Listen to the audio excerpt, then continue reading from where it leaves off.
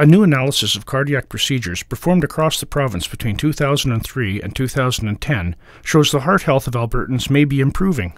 Although the number of cardiac procedures hasn't changed significantly during that period, the figures adjusted for population growth tell a different story. The trends are very significant. We have known for several decades that overall in the world, there's the mortality of coronary artery disease seems to be improving, and that's been very reassuring. But how this has translated into our need for high technology procedures and therefore cost to the healthcare system has been a little less clear. And as we've looked at the use of procedures in Alberta and in the various parts of Alberta, it's clear that our need for these procedures is on a significant decline that should have an impact on cost, and should secondarily be an indicator that in fact we are making progress in this very difficult condition. Dr. Sean McMurtry, a cardiologist with the Mazankowski Alberta Heart Institute in Edmonton, led the study, which was published in the Canadian Journal of Cardiology. He and other researchers used data from Alberta's unique APPROACH database.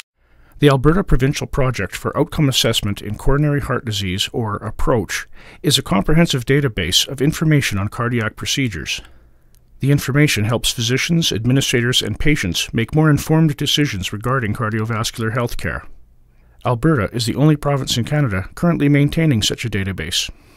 There aren't many parts of the country that have the kind of outcome surveillance system that we have, so that it does appear these trends exist elsewhere, but because of the prospective way we've been gathering this information, we can be a little bit more precise about these trends.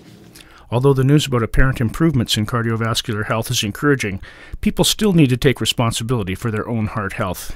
There have been improvement in healthy behaviors in the population, whether it's reduced cigarette smoking, increasing exercise, dietary adjustments. I think it's the simple things like that that are likely the biggest drivers, but also our technology is clearly improved. Angioplasty is a very important addition to our treatments over the last decade, particularly in treating acute heart attacks. Alberta has perhaps the lowest mortality from heart attack in the country. And so I think that this will have an impact on overall use of procedures, and also the use of bypass surgery continues to contribute to that as well. Our medications are getting better, but perhaps most importantly, we are learning how to use them most appropriately as well.